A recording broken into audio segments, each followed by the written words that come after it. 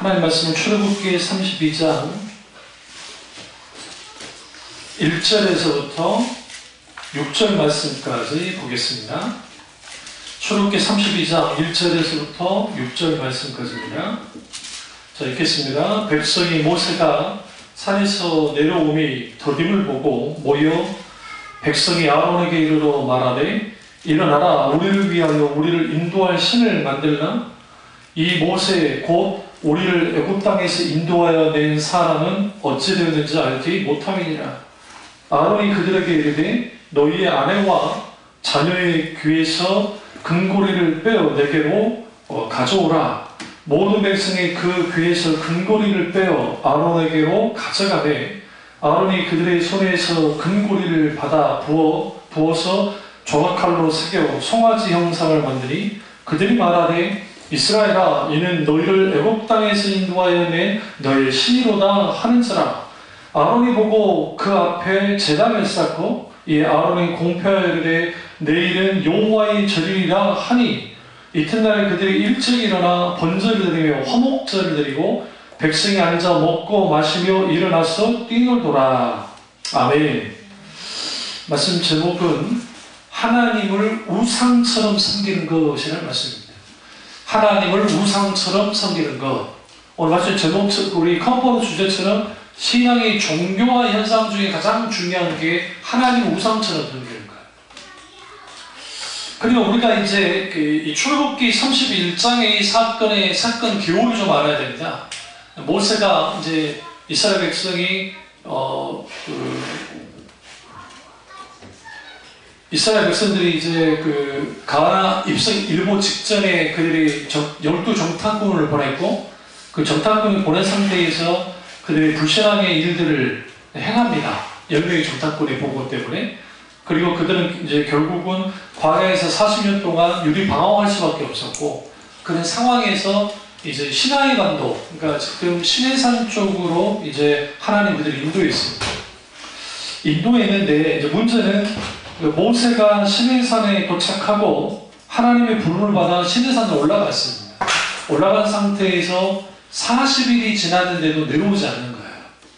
산 꼭대기에 먹을 거 없잖아요. 여러분, 우리가 40일 동안 아무 먹을 것도 없고 또 산 꼭대기니까 거기에 물도 없을 것이고 그러면 어떻게 살 수 있을까라고 생각한 거죠. 그래서 이스라엘 백성들이 모세가 시내산에서 죽었다고 생각한 겁니다. 그런 상황에서 이제 그들이 산에서 모세가 내려오는 것이 더딘 것을 보고 아론에게 이걸 요구하는 거예요. 우리를 위하여 첫 번째 1절에 두 번째 우리를 인도할 신이에요. 인도한 신이 아니라 인도할 신을 만들라.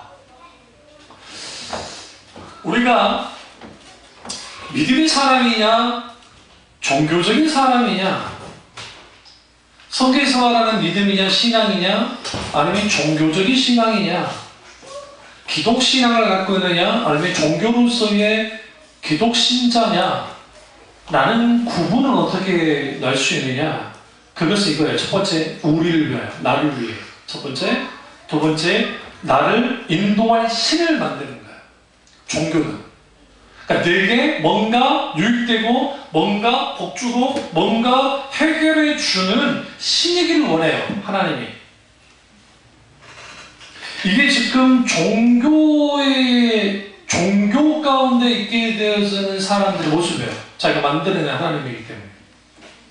여기서 하나님 우상처럼 섬긴다는 게 뭐냐면 하나님을 믿을 때 우리가 우상처럼 섬긴다고 우상을 한번 생각해보세요. 어떤 우상이에요? 우리 정말 신실한 불교도처럼 우리가 하나님을 믿나요? 신실한 불교도들은요, 새벽 목욕제게 하고 새벽 예불에 참여합니다. 뜨겁습니다. 길상사 아시죠? 길상사. 원래 그게 요정이었다가 이제 전로 된 거, 무소유 책을 쓰셨던 스님, 갑자기 이름 생각 안 나는데, 그 스님이 이제 거기에 주지로 계셨는데, 그러니까 거의 그러니까 보살님이에요. 보살님 여자분이신데 보살님이신데 돈을 엄청나게 버셨어요. 요정하시면서. 그래서 우리가 상상할 수 없을 만큼 돈을 버신 거예요. 근데 그분이 인생을 살다가 이제 스님을 만나가지고 그 스님이 이제 여러 가지를 무소유와 관련된 많이 가르치신 거죠. 그러니까 우리 기독교로만의 은혜를 받으셔가지고 어마어마한 종로각인가 어딘가 뭐 있다고 한 것 같은데 어마어마한 땅을 기증했어요. 그게 절이에요. 우리 드라마에 종종 나와요. 어떻게 되냐면 계단 이렇게 이렇게 밑으로 이렇게 지하철로 이렇게 올라오면 이렇게 딱 절이 나오는 데 있죠. 드라마나 그런 데 있어요. 거기가 길상사예요. 서울에서 찍으니까 돈 덜 들잖아요. 거기는 또 그렇게 해주니까. 그럼 거기 굉장히 크다고 들었거든요. 굉장히 큽니다. 그럼 여러분, 종교적으로 여자 보살님이 올라오면 시주를 하셨는데 전 재산을 거의 드린 거예요. 그리고 그 건물 개보수하고 하는 거 다 돈 다 들여가지고 다 했다고요. 여러분, 종교로도 그 정도 헌신할 수 있어요. 수백억을 들여서라도. 오늘날 하나님을 믿는다 할 때에 나를 위하여 나를 인도할 신. 그럼 나를 인도한다는 거냐? 내 인생의 미래를, 내 인생의 행복을, 내 인생의 모든 것을 해줄 신을 원해요. 그게 종교예요. 그게. 그러면 그 이유는 뭐였느냐? 우리를 애굽에서 인도하여 낸 사람이 어찌 됐는지 알지 못해서 그렇다라고 나옵니다. 여기서 무서운 게 뭐냐면 나를 위한 신, 나를 인도할 신, 그 신을 위해서 기꺼이 기독교로 말하면 헌신을 하는다. 어느 정도 헌신을 하냐면 2절 보세요. 너의 아내와 자녀의 귀에서 금고리를 빼어 내게로 가져오라. 3절 모든 백성이 그 귀에서 금고리를 빼어 아론에게 가져가매. 이 사람들 원래 출신이 뭐죠? 노예였습니다. 노예였죠? 노예였잖아요. 근데 금은 어디서 났어요? 금고리 어디서 났어요? 애굽에서 났겠죠? 뭐 하면 났어요? 10재앙 중에 마지막 재앙이 일어나고 그 다음에 장자들 다 죽었잖아요. 그랬을 때 성경이 이렇게 말합니다. 이스라엘 민족을 하나님이 이끌어낼 때 애굽 사람들이 뭐 했다 했어요? 그들이 금은보화를 다 줬어요. 성경을 보세요. 성경 보시면 그들이 줬어요. 그들이. 아니 노예가 금이 어디 있겠어요? 우리 IMF 이후에 금 모으기 운동할 때 아까워 죽겠어요. 지금 갖고 있으면 돈이 좀 배는 될 텐데.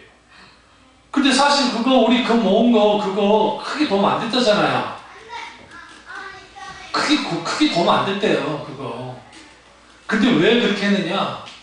경전에 일종의 심리적인 게 있다고 하기 때문에 그 마음에 하나로 뭉치는데 아주 큰 힘을 발휘하니까 돈으로 환산할 수 없는 힘을 발휘한 거죠. 그때 그래도 우리는 기념한다고 몇 개를 놔뒀다고요. 어머니 아시죠? 다행히 놔뒀어요. 우리 경륜이가 이거밖에 안 돼. 더 있었어. 왜 팔았어? 나라 살리려고 했다. 근데 지금 오늘 이 본문에서 지금 뭐라고 그래요? 지금 평생 금도 못 가져봤던 사람들이 자기들의 금부치들을 근데 심지어는 누굴 것까지 애들 것까지 바치는 헌신을 했어요. 종교적으로 만들어낸 신은 기꺼이 내가 헌신할 만해요. 왠지 아세요? 그 신이 내게 뭘 해줄 거라 생각하기 때문에 내게 이것보다도 더 많은 축복을 해줄 거라고 생각하기 때문에. 아론이 그걸 받아다가 송아지를 만들었습니다. 그리고 그들에게 말하는 게 뭐랍니까? 이스라엘은 너희를 애굽 땅에서 인도해낸 너희의 뭐다? 하나님이로다가 아니라 신이로다 라고 했습니다. 이거는 뭐냐면 아론의 직무유업입니다. 아주 심각한 직무유업인데 문제는 뭐냐면 애굽 땅에서 인도하여 낸 너희의 신. 누구의 신? 너희들 신. 성경에서 말하는 스스로 자존하시고 크고 광대하신 살아서 역사하신 하나님, 창조주 하나님이 아니고 그냥 너희들이 애굽에서 인도했던 그 신이야. 그리고 한 행동이 뭐냐? 종교적 행동을 합니다. 5절 보세요. 첫 번째, 제단을 쌌어요. 제단 왜 쌌죠? 번개드리려. 하나님께 번제드리려. 이 종교적인 의식이 나오는 거예요. 이때 지금 제사 의식이 지금 공표됐어요? 안 됐어요? 아직 공표되지 않았어요. 십계명을 받고 이후에 제사 제도가 나와요. 아직 제사 제도가 나오기 전에요. 저를 보세요. 제사 제도가 나오기 전에요. 근데 이게 번제 드리는 것은 가인과 아벨부터 시작해서 이게 일반적으로 쭉 내려오는 거예요. 아브라함, 이삭, 야곱 마찬가지고. 그 제단을 쌓고 거기서 이제 여기서 재미있는 표현이 쓰이는데 내일이 여호와의 절일이다. 여호와의 계절이 됐다.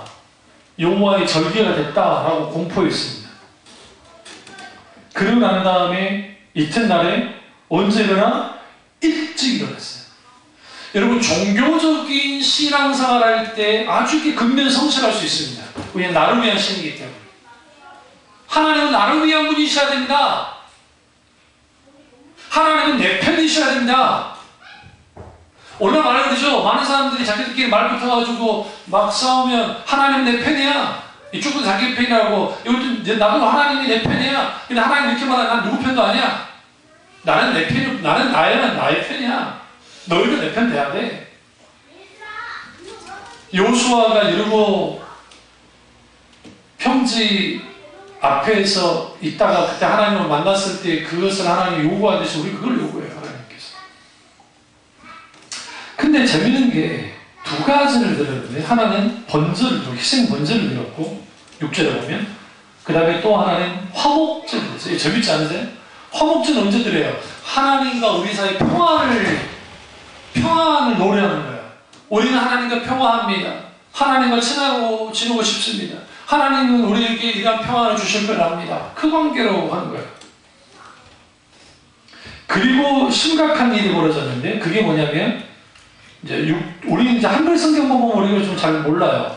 백성이 앉아서 먹고 마시며 일어나서 뛰노더라. 그러니까 앉아서 먹고 마신 것까지는 좀 이해가 되는데 일어나서 뛰노더라 하니까 우리 무슨 생각을 하냐면 그냥 뛰어놀았나 보다. 그게 아니에요.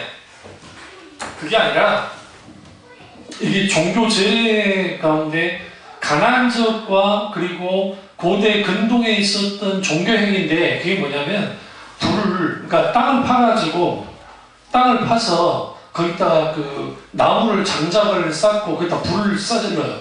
그 불을 싸지르면 그 불이 막 이렇게 올라오잖아요. 그러면 그 불 달려가지고 불을 확 떼놓는 거예요. 그 일을 한다, 그 일을. 그러니까 말은 우리를 인도해야 될 여호와라고 말하면서 신이라고 하면서 행동은 뭐 같아요? 우상과 똑같이 하나님을 취급했다고요. 오늘날 신앙의 종교화의 가장 심각함이 뭐냐면 하나님을 우상 취급하는 거예요. 우리가 믿는 하나님을. 우리가 믿는 하나님은 우리가 생각하는 정도의 하나님이 아니에요. 대표적인 게 고통의 이유에 대해서 우리가 왜 고통을 당해야 됩니까? 그러잖아요. 저 옆집 사람은 정말 성격도 개떡 같고 지랄 같고 정말 그러는데 떵떵거리고 잘 사는데 왜 나는 이 고통을 당해야 됩니까? 그럴 때 없으세요? 있잖아요. 그럼 우리가 하나님 앞에 내가 왜 고통 당해야 됩니까? 그 고통의 이유를 물어야죠. 그것에 대해서 우리가 대답해 줄 수 있으면 여러분이 하나님을 온전히 잘 믿고 있는 거예요. 우리 교회 설교 가운데 그런 신정론의 설교들이 굉장히 많아요. 하나님은 과연 정의로우신가? 고통의 이유는 뭔가? 그러니까 이런 것들에 대해서 우리가 충분히 하나님의 본심을 알고 알게 된 그 본심을 가지고 신앙생활을 하면 좋겠는데 우리는 하나님을 어느 정도로 생각하냐면, 잘 들으세요. 하나님 인식만큼 내가 믿어요. 다시 말하면 하나님을 여러분이 정말 아는 만큼만 믿어요. 이게 두 가지 관점, 하나는 하나님에 관해서 하는 것과 하나님을 경험해 아는 것, 이 두 가지 관점 속에서 하나님에 관해서 하는 것도 마찬가지예요. 하나님에 관해서 할 때도 깊이 알아야 돼요. 그래서 제가 썼잖아요. 제가 하나님 아는 지식. 저 책만 여러분이 읽으셔도 하나님에 관해서 충분히 알 수 있어요. 그러니까 앞에 있는 하나님의 이름과 관련된 거 했는데 저도 정말 연구 많이 한 거예요. 그 대학원 교수님들 그 글도 읽고 논문도 보고 하면서 저 글이 나온 거예요. 뒤에 부분은, 앞부분은 하나님의 이름에 관련된, 하나님에 관해서 있는 것이고, 후에는 하나님만 아는 지식이 뭔가에 대한 것을 풀었다고요. 그러니까 여러분이 J.R. 태커의 하나님 아는 지식이라는 책도 제가 이제 봤지만, 그 책들은 아무래도 서양에서 온 책이라 여러분이 읽다 보면 그 예화라든지 막 그런 것들이 조금 이해하기 힘들 때가 있어요. 근데 그런 모든 것들을 극복할 수 있게 제가 우리에게 맞게 만들어서 썼다고요. 글을 뒤에. 그러니까 하나님에 관해서 하나님 아는 것에 대해서 분명하게 해놨어요. 근데 우리 얼마나 하나님을 알고 있냐고. 관해서. 경험하지 않은 것을 뒤치고. 몰라도 너무 몰라요. 하나님을 너무 몰라요. 뭐 할 정도로? 너무 할 정도로. 이스라엘 백성들이 광야에서, 그러니까 이집트에서 나온 지 얼마 안 됐으니까 이런 일을 저지르는 거 어떻게 보면 좀 당연한 것 같아요. 왜냐하면 다신교 사회에서 살다가 갑자기 유일하신 하나님을 만났으니, 그리고 하나님께서 그들을 이집트에서 인도했는데, 그러면 그 당시 이스라엘 백성들에 있어서의 하나님에 관한 인식은 어느 정도냐면, 이집트의 라신, 태양신, 아톰도 태양신이에요. 우리 그 아톰 그 만화 영화 있죠. 그게 그 라신 거기서 나온 거예요. 그리고 거기에 뭐 이제 뭐 황소신, 무슨 신 굉장히 신이 많아요. 근데 호루스도 있고 뭐 죽음의 신, 막 그런 신들. 그런 신들을 알았는데 이스라엘 백성에 있어서 하나님은 어느 정도의 하나님이냐면 이런 잡신들 중에 하나인 거예요. 무슨 아시죠? 그러니까 여러 잡신들 중에 하나야. 물어볼까요, 그러면? 우리가 하나님을 믿어요, 지금? 여러분에서 하나님은 어느 정도입니까? 우리가 가지고는 돈 정도의 하나님입니까? 건강 정도의 하나님입니까? 명예 정도의 하나님입니까? 권력 정도의 하나님입니까?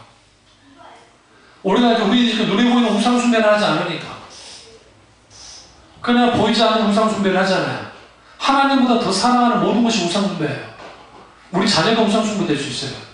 자녀 위해 살지 마세요. 약속해줘. 진짜로. 뒤통수 당하니까. 뭔지 안 났다고. 나도 우리 애들 위해서 안 살아요. 섬길 뿐이지. 자식이니까. 그러다 보면 그 자녀가 우상이 되기도 하고 출세가 우상이 되기도 하고 그래요. 우리가 조영민으로 안 태어난 건 얼마나 감사해요. 조씨 집안을 안 태어난 거. 돈이 많으니까 하나님도 안 보이고 사람도 안 보여요. 불행한 거예요. 아주 불행한 사람. 천박한 자본주의가 사람들을 어떻게 가르쳐놨냐면 돈 많으면 행복한 거라, 돈 많으면 성공한 거다, 돈 많으면 잘 사는 것이다 라고 가르쳐놨어요. 아니 돈 많은 거하고 잘 사는 거하고 뭔 상관이 있어요? 솔직히 말해서. 아니 돈은 돈 많은 거예요. 부자일 뿐이에요. 근데 그냥 쪽팔리게, 세상으로 쪽팔리게 그 명품백부터 시작해서 세상에 심지어는 양배추인가도 몰래 가지고 들어오고 돈 안 내고. 그러니까 양배추부터 여기 정말 창피하지 않으세요? 그 진짜 사실이라고 한다면.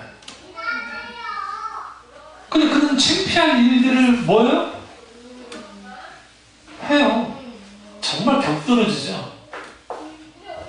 우리가 하나님을 믿을 때 하나님을 우상처럼 믿으면 안 되는데 하나님이 우리는 불교 정도의 하나님도 안 돼요. 과거에는 불교를 능가하는 하나님이었어요. 적어도 의식적으로도 형식적으로도. 그러니까 오늘날은 이제 불교 정도부터도 따라가지 못해요.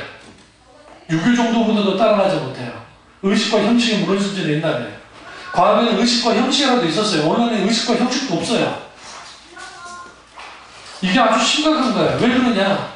하나님을 인식하는 만큼, 하나님 나는 지식만큼 나는 하나님을 믿을 수밖에 없기 때문에.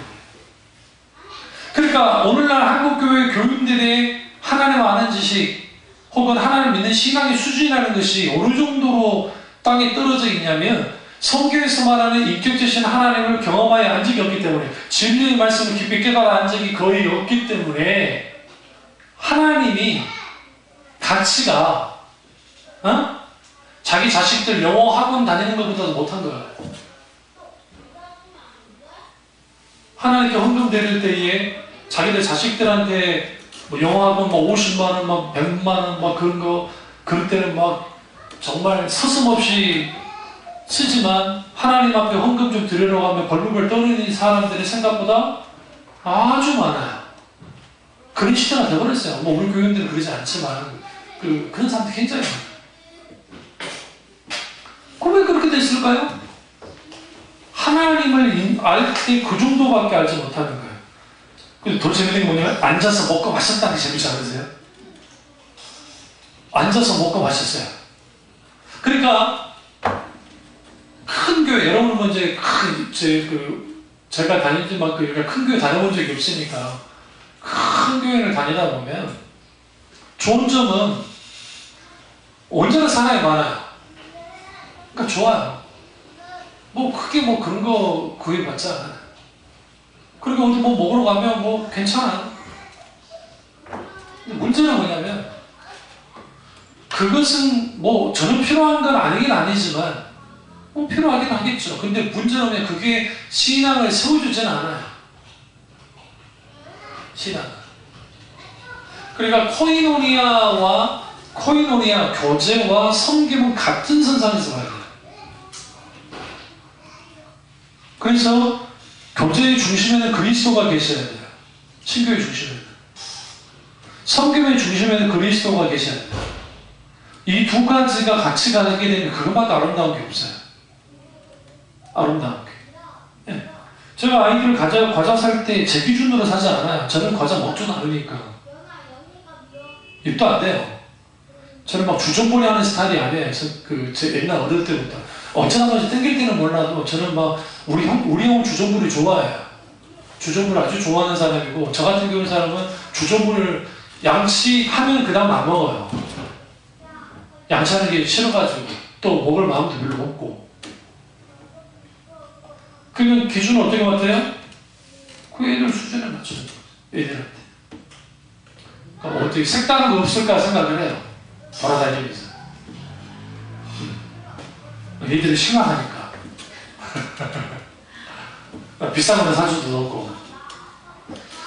그러니까 그러다 보니까 이제는 과거에는 아이들 장난감 사주는 도 같은데 요즘에 과자 사는 도 같은 거예요. 이제 딱 들다 보면 이제 스캔이 떠져.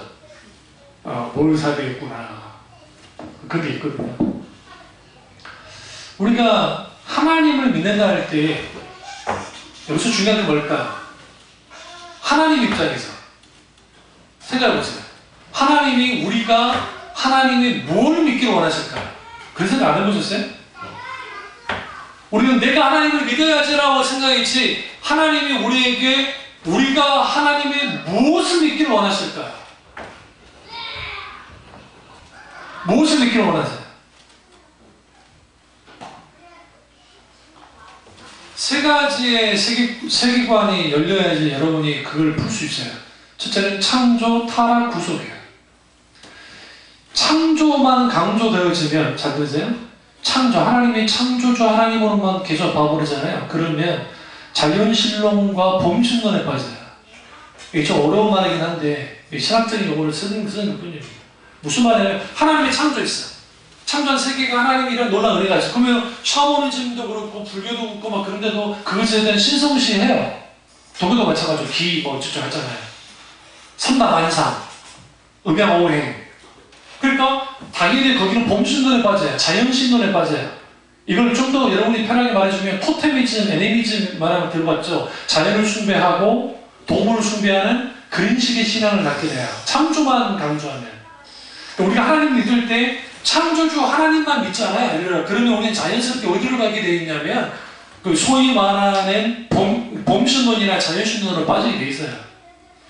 또 하나는 타락만 강조하면, 그러니까 인간의 타락만 강조하면 우리는 불교적이 돼요. 불교적이란 말이에요. 영세주의적인 그 신앙 형태를 갖는데 그게 뭐냐면 불교는 무에서 와서 무로 가는데 여기서 보세요. 무에서 와서 무로 간다 할 때 이 무가 달라요. 앞에 있는 무는 아예 없다는 무고 뒤에 있는 무는 무한하다는 무예요. 무한하게 없다는 거예요. 이건 가능성이 있는 거예요. 무한한 무로서의 가능성을 갖고 있다고 생각하는 게 불교예요. 이게 불교의 철학이 쉽게 생각할 게 아니에요.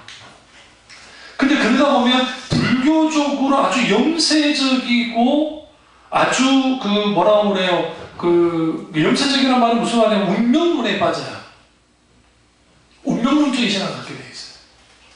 또 하나는 이제 구속에 대해서만 계속 강조를 하다 보면 이게 구속으로만 가다 보면 이게 결정론이 돼요. 일종의 결정론.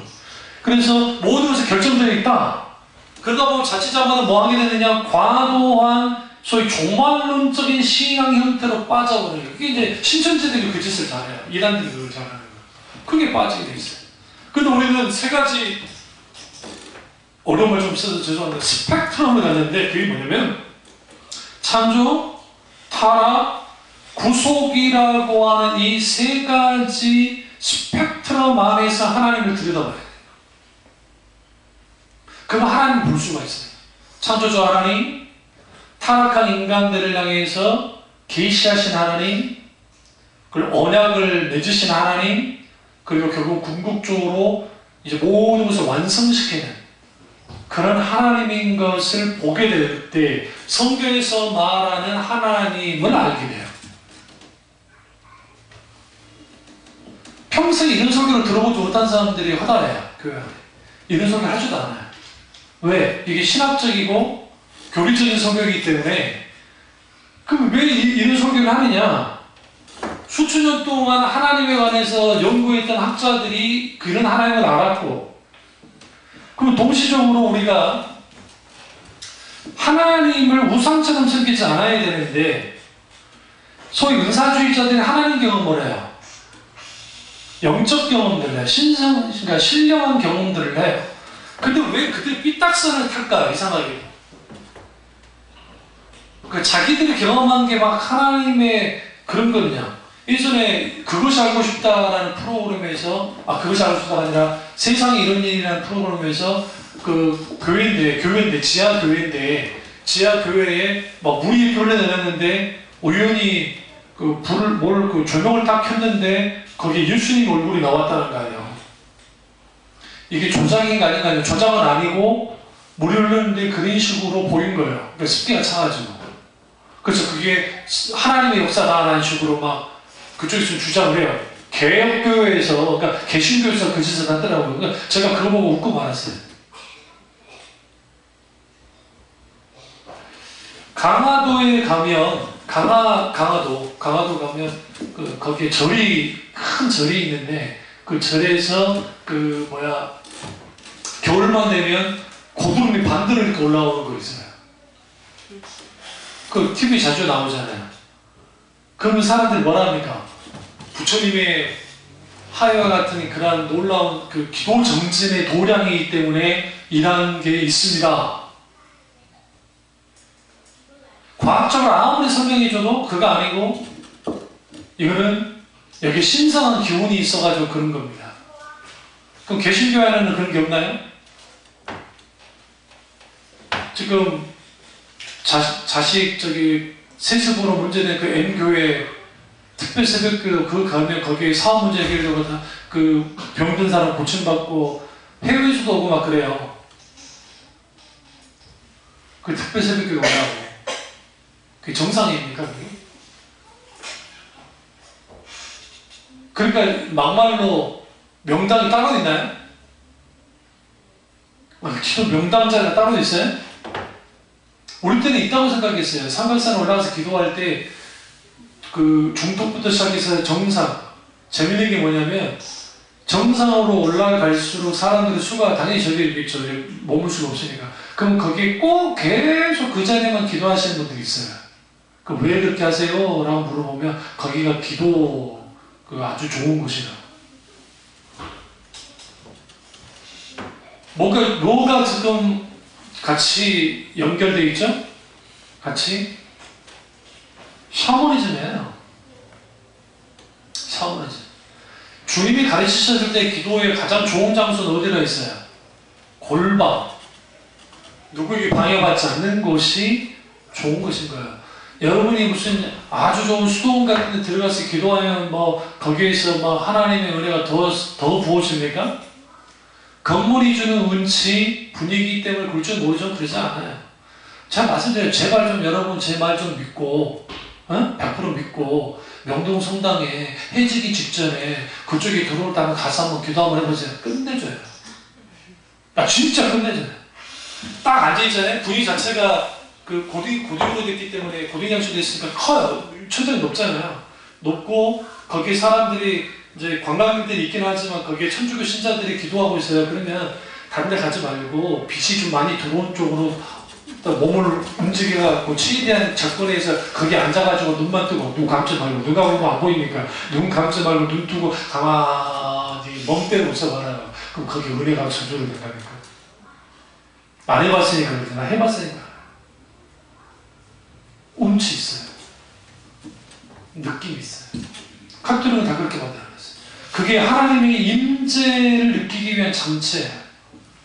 그 카톨릭 건물들이 그냥 만들어진 게 아니에요. 창문이 달라지죠. 고딩 양식이나 바로크 양식이나 무슨 양식을 해가지고 할 때 창문이 크고 후대로 갈수록 이제 작아졌다가 후에 커지고 막 스테인드 글라스 들어오고 하면서 빛들이 막 들어오면서 빛으로 막 한다고 그러면 사람들 그게 황홀경 아닌 황홀경으로 빠져요.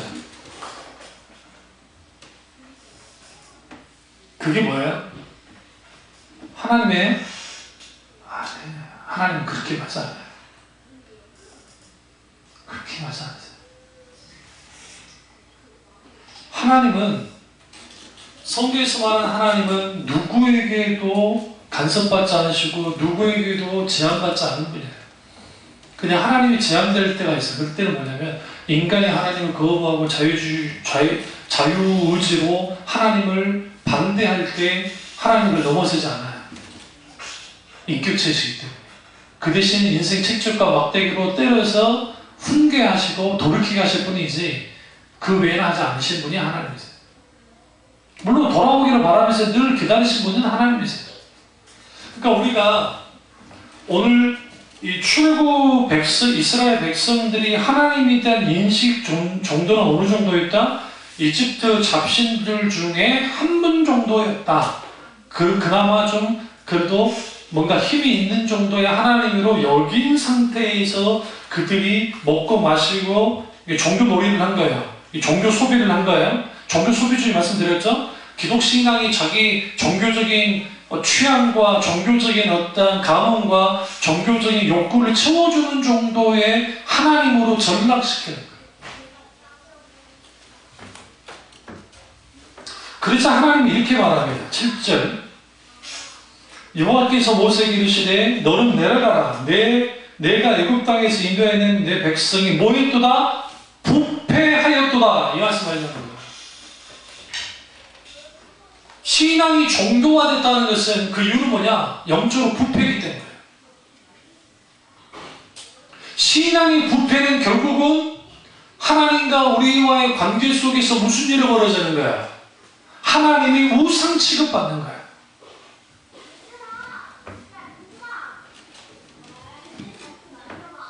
그리고 그들이 뭐 하느냐? 재미있는 표현이 나오는데 8절에 그들이 내가 그들에게 명한 길을 속히 떠나. 속히 떠났대요. 아주 빠르게 떠나버렸어요. 그래서 여러분, 신앙이 종교화되는 것은 오랜 세월을 거쳐서 될 수도 있겠지만 그것보다는 속히 떠나요. 신앙의 본질로부터 벗어나버려요. 안충호 목사님이랑 누가 돼도 똑같잖아요. 영목사가 예전에 한번 설교하실 때 그 했던 말이 하나 있는 기억이 뭐냐면, 그 포도나무 교회 교인들을 향해서 했던 게 뭐냐면, 우리도 이렇게 가면 우리는 똑같을 거라는 거예요. 우리도 똑같을 거예요. 뭐 신앙이 본질이 어찌고, 뭐 하나님 얼굴을 구하고 음성을 듣고, 그거 좋다 이거야. 그럼에도 불구하고 우리가 깨어서 분별하고 하나님과 실질적인 하나님을 알고 살아가는 그런 신앙의 본질 가운데 실제로의 삶 속에서 있지 못하고 이론으로만 있게 되어져 버리면 그것은 결국은 이미 뭐가 되는 거예요? 종교화되어지는 과정 속에 이걸 좀 더 풀어드리면 신앙이 화석화되는 거예요. 딱딱하게 굳어버리는 거예요. 굳어버리면 속히 어디를 떠나요? 하나님의 길을 떠나버려요. 그래놓고 뭐예요? 자기를 위하여 송아지를 부어 만들고 자기를 위하여 예배해요. 그것을 예배해요. 자기를 위하여 그것에게 제물을 드리고. 여러분, 우리가 지금 그 성경 읽으실 때 우리 한글 성경에는 우리 언어 자체가 우리 이렇게 쭉 풀어가는 언어예요. 근데 헬라어나 히브리어는 하나의 문장이 이렇게 있잖아요. 그럼 이 문장을 이렇게 수식해요. 몇 개를. 그 여기에서 우리가 이걸 좀 더 원문에 가깝게 8절을 보면 이렇게 자기를 위하여 송아지를 만들고 자기를 위하여 그것을 예배하고 자기를 위하여 송아지에게 제물을 드리고. 이거예요. 누구를 위하여? 자기를 위하여. 종교는 자기를 위해서 만든 거라 했잖아요. 사람이 자기를 위해서. 신앙생활 때 나를 위해서 신앙생활하는 거, 자기가 중심이 돼서 신앙생활하는 거, 이건 뭐예요? 종교예요. 그러면 여기서 하나 우리가 알아야 될 게 갈라디아서를 한번 잠깐 이걸 잡아주세요. 2장 20절 한번 해보죠. 갈라디아서 2장 20절. 내가 그리스도와 함께 십자가에 못 박혔나니 그런즉 이는 내가 사는 것이 아니요 오직 내 안에 그리스도께서 사시는 것이라. 이제 내가 육체 가운데 사는 것은 나를 사랑하사 나를 위하여 자기 자신을 버리신 하나님 아들을 믿는 믿음 안에서 사는 것이라. 그럼 여기서 이제는 내가 사는 것 아니고 오직 내가 내 안에 그리스도께서 사시는 것이다 라고 하면서 한 사람이 있는데 그 사람이 이제 예수님 믿고 예수님과 함께 십자가에 못 박혀 죽는 상황이 됐는데 살기는 내가 지금 살잖아요. 내가 바뀐 적은 없으니까. 내가 안중국이가 바뀐 적은 없잖아요. 예수를 쪽에 십자가 못 박혀 함께 못 박혀 죽었을 때 영적으로 죽은 거잖아요. 그런데 육신적으로 아직 내가 살아가고 있잖아요. 나라는 존재는 아직 있잖아요. 내 생각도 아직 있고 내 지정이도 있단 말이에요. 그런데 그런 사람인데 이제는 내가 사는 것이 아니라 오직 내 안에 그리스도께서 산다는 것을 내가 인식하고 아는 거예요. 이제는 내가 내 마음대로 사는 것이 아니라 내 안에 계신 그리스도로 말미암아 사는 것이 그리스도입니다. 그게 하나님을 믿는 사람이라는 걸 아는 거예요. 근데 이게 단순히 교리가 아니라 실제라고요. 실제로 그렇게 되는 거라 사도 바울이 말하고 있는 거예요. 이제는 내가 육체 가운데 산다. 내 육체는 변한 적이 없으니까.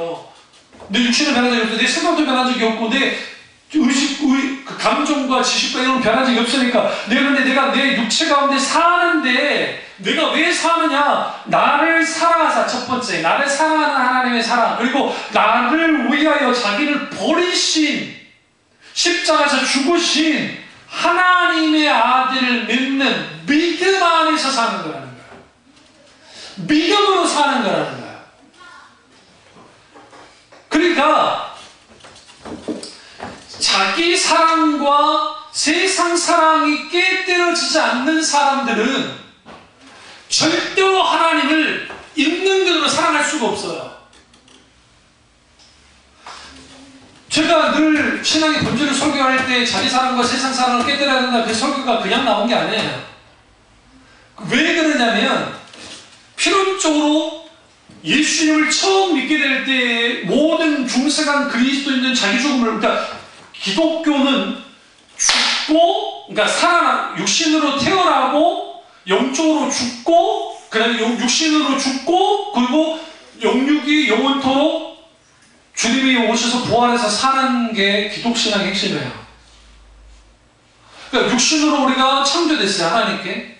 부모님부터 태어나게 됐지만 창조된 거예요. 창조된 자로서 생명이 들어왔어요. 그런데 예수님을 만나서 중생이 체험하면 내가 죽어지는 거예요. 우리가 침례라는 게 밥티조, 잠기다는 뜻이에요. 이런 물속에 잠기면 숨 쉴 수 있어요? 없어요? 못 쉬죠? 죽었다가 살아난다는 걸 상식적으로 뜻하는 거예요. 세례가. 그러니까, 잠기는 거니까. 그런데 내가 예수 그리스도의 십자가의 죽음, 중생이 처음으로 내가 죽음을 경험해요. 그러니까 신앙이 출발한 자기 죽음에서 출발하는데 그 죽음이 뭐냐? 그게 자기 사랑과 세상 사랑이에요. 인간의 타락의 이유는 뭐예요? 자기가 보기에 먹음직하고 보암직하고 지혜롭게 만큼 탐스럽어요. 자기가 보기에 자기 중심으로 모든 걸 봤어요. 자기 탐심을 가졌어요. 그 왜 자기 사랑 가운데 하나님처럼 되려고 그 자기 사랑의 발로가 결국은 타락의 원동력이 됐는데 똑같이 예수를 믿을 때 예수 때의 십자가 함께 십자가 못 박혀지면 같이 죽는 거예요. 다시 말하면 예수님은 2000년 전에 십자가 못 박혀 돌아 죽으셨지만 중생이 체험할 때에 우리가 마치 타임머신을 타고 성령의 현재화의 역사 속에서 현재화 역사라면 무슨 말이냐면 마치 우리가 2000년 전으로 돌아간 것 같은 그러한 놀라운 은혜를 베푸시고 십자가에서 내가 함께 죽었다는 것을 깨달아 알고 실제로 경험해요. 그게 구속의 십자가를 현재화적으로 경험하는 성령의 현재화의 역사예요. 제가 그 경험이 생생했기 때문에 그 은혜가 생생했기 때문에 예수 칼럼을 읽다가 나와 똑같은 생각을 하는 거라고 제가 깜짝 놀랐던 게 예수 칼럼에 김준모 목사님이 한 손에 내 손 붙잡고 한 손에 하나님 손 붙잡고 심장 터져 십자가 돌아가신 그 예수 그리스도 그분이 곧 십자가이다 라고 했던 말이 뭔지 알았어요. 왜 그러냐면 제가 그 구속의 십자가의 놀라운 은혜가 경험되니까 어느 날 십자가를 성탄절 이브 날이에요. 얼마나 재밌어요. 교회가 크니까 선물 학생들 모여가지고 선물 나누기도 하고 직구준 사람들 연탄재 모여가지고 막 하고 막 그것 때문에 막 여자애들을 받으면 막 울고 막 그런 일이 일어나고 막 그러거든요. 저는 안 했지만 몇 명이 했단 말이에요. 근데 그런 거 있는 날이니까 신나고 좋은데 그냥 갑자기 감동이 있어가지고 2층에 올라가가지고 딱 혼자 앉았어요. 그 밑에서는 이제 애들이 막 놀고 막 이제 막 하고 있었고 꼴딱 십자가를 딱 봤는데 마치 그거죠. 예수 그리스도께서 딱 중간에 딱 계셔가지고 하나님은 위에 계시니까 위에 계신 하나님 손 하나 딱 붙잡고 밑에 있는 내 손을 붙잡고 십자가의 손을 높아서 돌아가시는 그것에 대한 감동이 그것에 팍 울었어요.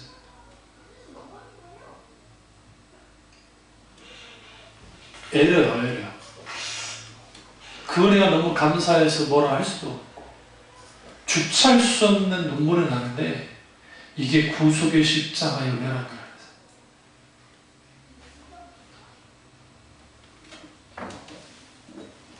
안성호 목사가 목회를 이렇게 할 수밖에 없고 신앙을 그렇게 갈 수밖에 없었던 이유는 뭐냐면 하나님 경험이 너무 생생해요. 그러니까 단순히 제가 막 눈 뜨고 주님을 보고 하는 그런 게 생생하다는 게 아니라 그거는 뭐 당연히 은사적으로 나타나는 거지 그럴 수 있고 그게 아니라 하나님의 말씀 가운데 인격되신 하나님을 만난 경험이 이게 너무 성경이 주는 가운데 너무 강렬해요.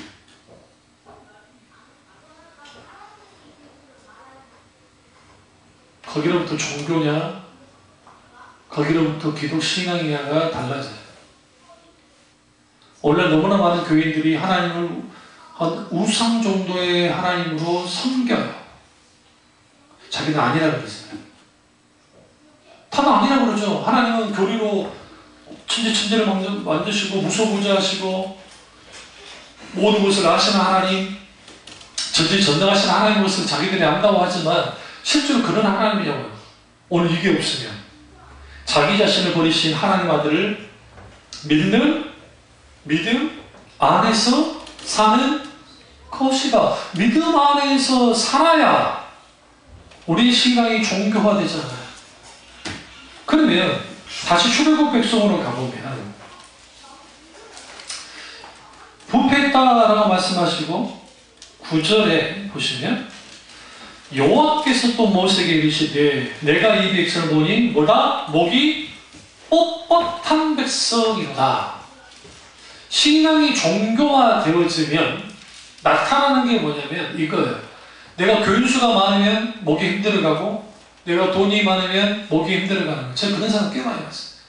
우리 노예 가서 보니까 노예 임원을 맡기 전에는 아주 겸손하게 보이던 목사가 이번에 가서 보니까 아주 실험방도 됐어요. 본인은 모르는지 모르겠는데 막 거들먹거리고 행동하는 그게 아주 다행히 떨어졌더라고. 그래서 나는 저기 투표 하나만 하고 도망쳐 왔어요.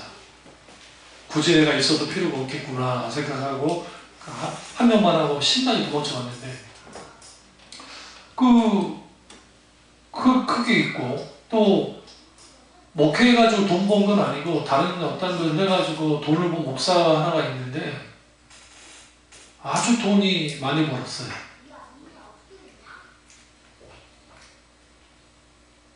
외제차 끌고 다니는데 그까지는 뭘 하겠어요.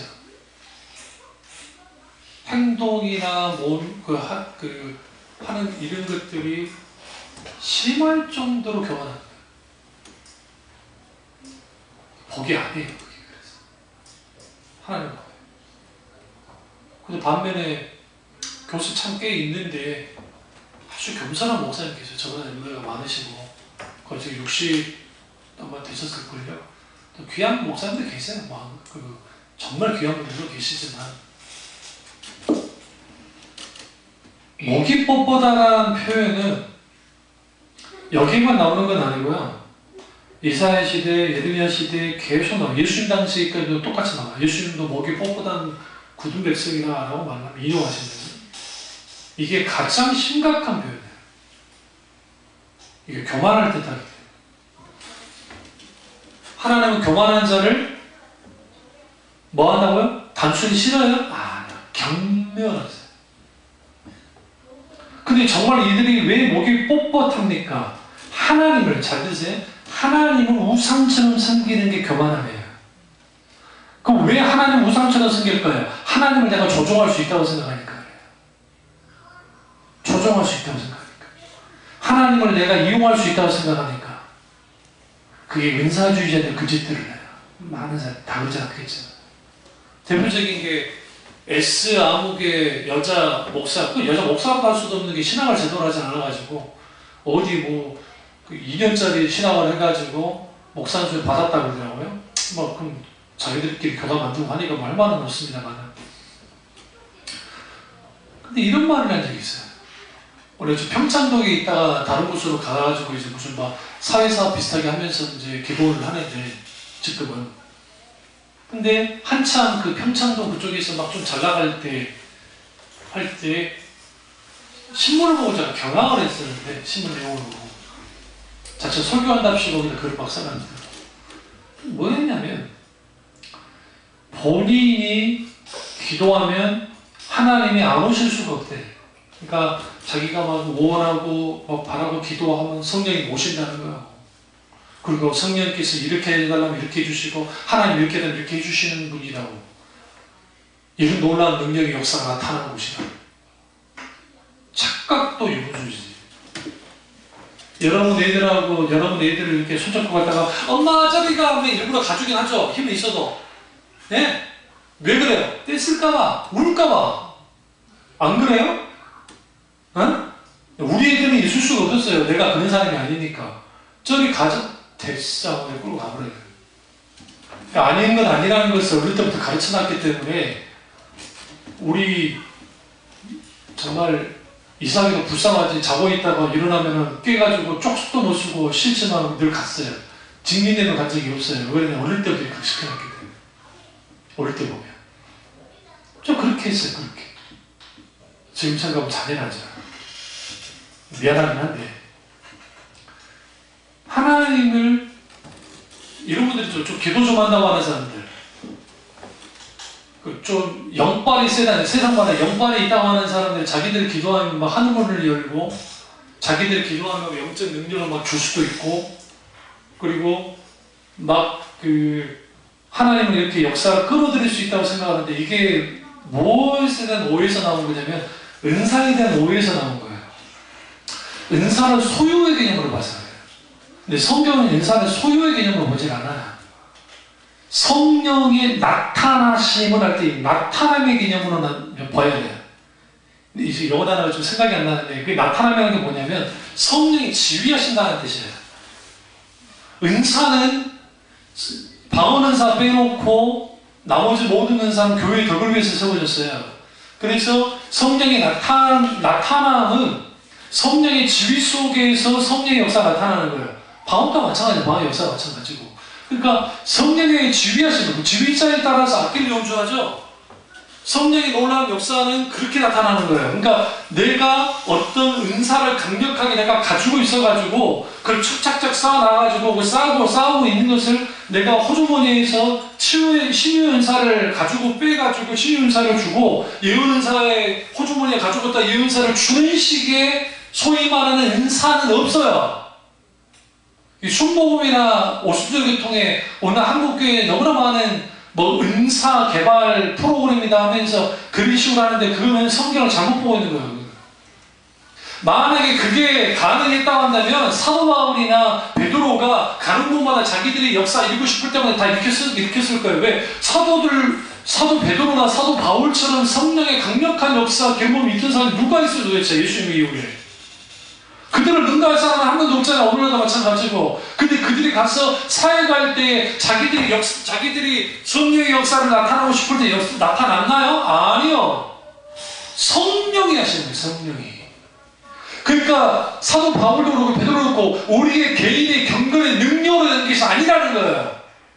혹시나 여러분 주위에 은사주의자가 있는데 자기가 막 신령한 척하면서 자기 은사를 많이 갖고 있는데 내가 기도하면 당신의 미래를 예언해주고 꼭 기도받고 그런가 보다 하면 돼요 그냥. 어? 최자실 목사님이나 현실의 원사님이나 이런 분들이 빵모자에 저고리 한복 입고 다니면서 그런 식으로 하셨거든요. 그게 지금 은사주의자들 중에 그게 많이 나오고 대학 안구교회 남편도 목사고 여자분도 목사인 여자 목사님도 그렇게 옷을 입고 있는데 그게 은사주의자들의 전형적인 모습이에요. 근데 그 모습이 뭐와 관계가 있냐면 카톨릭 영성에서 나온 거예요. 일종의 뿌리를 올라가다 보면 카톨릭과 관계가 있어요. 카톨릭 신비주의 영성. 영성훈련이라고 하는 그런 거 저도 영성훈련 같은 책도 썼던 사람이에요. 이그나티우스 로요라 때 시작해서 연구를 다 했는데 어느 정도는 유익해요. 그러니까 나쁘지는 않아요. 안 하는 것보다 나아요. 근데 문제는 영성훈련 한다고 해서 바뀌어지지 않아요. 십자가에서 예수 그리스도와 함께 죽어야 돼. 이 표현이 맞을 거예요. 옛 자아가 죽음을 경험하고 죽어진 내 자아 속에 예수 그리스도의 인격이 함께 있게 되죠. 그게 새로운 피조물입니다. 새로운 피조물. 고린도후서 5장 가보시죠.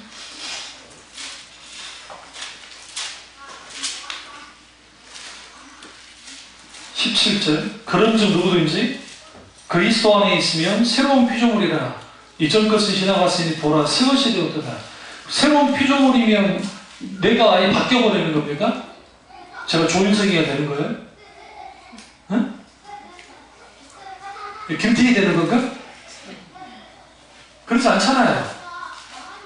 여기서 그런즉 하면서, 그럼 그런즉이 뭐예요? 저 위에 딱 보시면 16절, 그러므로 우리가 이제부터는 어떤 사람도 육신을 따라 알지 아니하노라. 비록 우리가 그리스도 육신을 따라 알았으나 이제부터는 그같이 알지 아니하노라.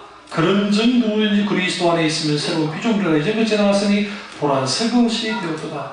그때 여기 보면 그리스도의 사랑에 대하여 예수 그리스도의 대신한 십자가의 죽음에 대해서 만납니다.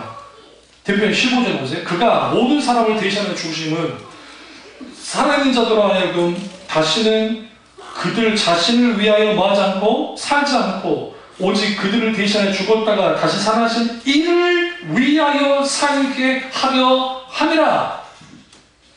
자신을 위하여 살지 않게 되어지는 것이 신앙의 출발이에요. 그러니까 하나님을 믿을 때 자기를 위해서 믿는 것은 처음엔 그럴 수 있다니까요. 처음부터 내가 교회 처음 왔는데 중생한 사람도 아닌데 내가 이제는 주님을 위해서 살아야지. 그럼 정말 거듭난 사람이에요. 예수 믿기 전부터 거듭난 사람이에요. 근데 그런 사람 다른 데도 없어요. 처음에는 그렇게 믿는 게 당연한 것이고 그것까지 뭐라 하면 안 돼요. 그러나 그 상태에서 계속 가는 게 문제예요. 뭘 경험하지 않으면, 예수 그리스도의 십자가를 경험하지 않으면 자기를 위하여 살게 돼 있어요. 그러니까 나를 위한 주님, 나에게 뒷받침해 주는 주님, 나에게 든든한 백이 되어주는 주님, 내가 뭔 일을 할 때에도 언제나 앞서서 내 문제를 해결해 주는 주님, 만사의 형통의 하나님, 일종의 도깨비 방망이 같은 하나님을 원해요. 근데 하나님은 난 니들을 도깨비 방망이 아니라 그러는 거야. 응? 뭐라고 말씀하세요? 오직 그들을 대신하여 죽었다가 다시 살아나시니 이를 위하여 살게. 너희들은 나를 위해서 살아야 돼. 내가 십자가에서 내가 살아난 아들을 줬잖아. 내가 죽었잖아. 그러니까 너희는 이제 나와 함께 동행하면서 나를 위해 살아주면 육신을 위해서 살지 않고, 더 결정적인 게 그리스도 안에 있으면 새로운 피조물, 뉴 크리에이션, 새로운 창조물이, 새로운 자. 예수 믿는다고 해서 일본지진 않잖아요. 그러잖아요. 그럼 왜 새로운 피조물이라고 썼을까요? 뒤에 말씀 중이에요. 이전 것은 지나갔으나, 이전에 육신적인 것들은 다 지나가버렸다. 보라, 이제는 내가 새 것이 되는 거야. 새로운 예수 그리스도의 성품이 우리 가운데 드러나야 돼.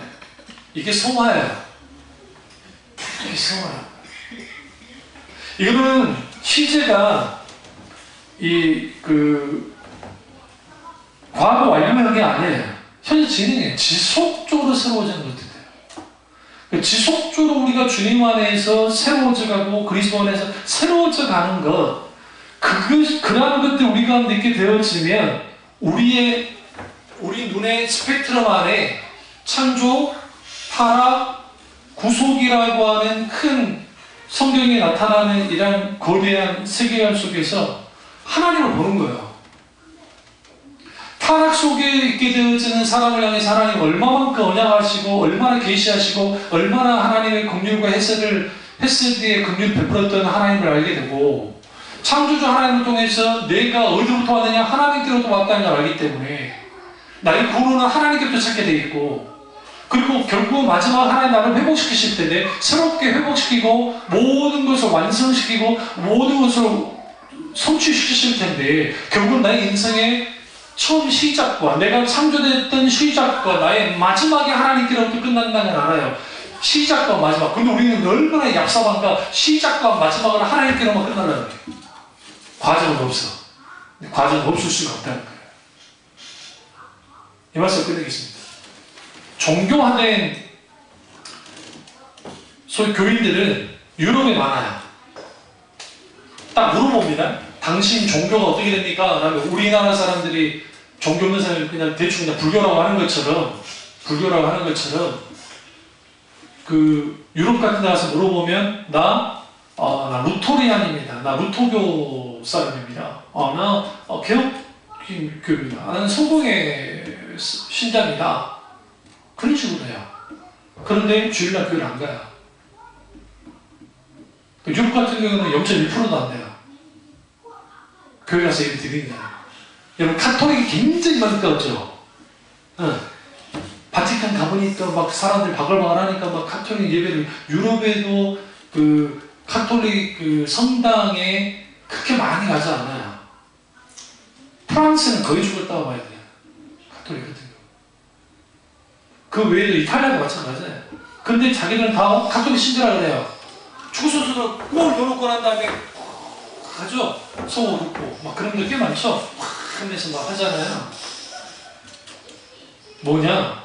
태어났을 때 영세 세례 받으려고 그 성당에 가고, 결혼식 할 때 성당에 가서 결혼식 하고, 그다음 마지막 내가 죽었을 때 임종할 때 장례식을 교회에서 해요. 일본 사람들은 결혼식을 교회에서 하는 거 아세요? 젊은 친구들이 유행. 세련됐다고. 그래서 젊은 친구들이 교회 가서, 예쁜 교회? 이런 교회 말고 아주 예쁜 교회당. 예쁜 교회당 있는 그런 데 가서 아기자기한 교회도 있잖아요. 아주 예쁜 교회. 그런 교회 가서 그 결혼식 하는 걸 아주 좋아한대요. 근데 그 친구들 다 신사 가고 막 그러잖아요. 그런 것처럼 일종의 이게 뭐와 결합이 되냐면 사회 문화 생활 양식과 오랫동안 그러니까 그 내려오는 전통의 계승, 뭐 좋게 말하면 계승이고, 그냥 관습처럼 내려오는 신앙 그 분위기 속에서 자연스럽게 녹아져 있어요. 그들에게. 이게 종교화된 기독교의 전형적인 모습이에요. 한국 교회는 기독교 역사가 150년 안 됐으니까 아직은 덜 하는데, 이게 좀 더 되어지면 그렇게 되어버릴 거예요. 왜? 신앙의 본질로부터 떠나게 되었죠. 그래서 제가 저 원고 다 설교를 하지는 못했지만, 왜 이 설교를 할 수밖에 없었느냐면, 원래 계기는 아주 그냥 그 종교에 매이지 않는 사람들, 뭐 그런 그 종교에 매이지 않는 그 책, 아주 소책자, 잠깐 그냥 이제 과거에 읽었던 책이지만 살짝 읽다가 저도 그냥 주일날 앉아있다가 읽고 커버로 살 생각은 전혀 없었어요. 그렇죠. 근데 하나님이 그 다음 그 주간에 하나님이 너무 많이 만지셔서 말씀을 했는데, 제가 이 설교 준비하면서 너무 죽을 것 같았어요. 왜 죽을 것 같았었냐면, 종교화 현상이라는 것이 이제는 우리가 인식하지 못할 만큼 일상적이 됩니다. 너무나 많은 교회 속에서. 때문에 우리 속에도 그럴 수도 있어요. 우리 속에서. 그래서 우리가 깨어 있어서 분별하지 못하면 우리 신앙은 결국은 하나님을, 우상을 섬기는 정도의 하나님으로 믿을 거예요. 그러니까 우리는 이론과 지식과 그런 것은 아니라고 할지 모르지만 실질상 우리의 행동의 언어는, 신앙의 언어들은, 행동들은 그 정도 하나님을 믿고 하나님을 따르게 될 거예요. 그게 당연한 것처럼. 그것을 우리는 분별하고, 우리 신앙이 정말 살아서 역사하신 하나님과 친밀한 교제를 나누면서 성경에서 말하는 그 살아있는 믿음, 생동감 넘치는 역동적인 믿음, 그 믿음을 저와 여러분이 가지시고 회복하기를 주님의 이름으로 축원합니다. 기도하겠습니다. 기도하실 때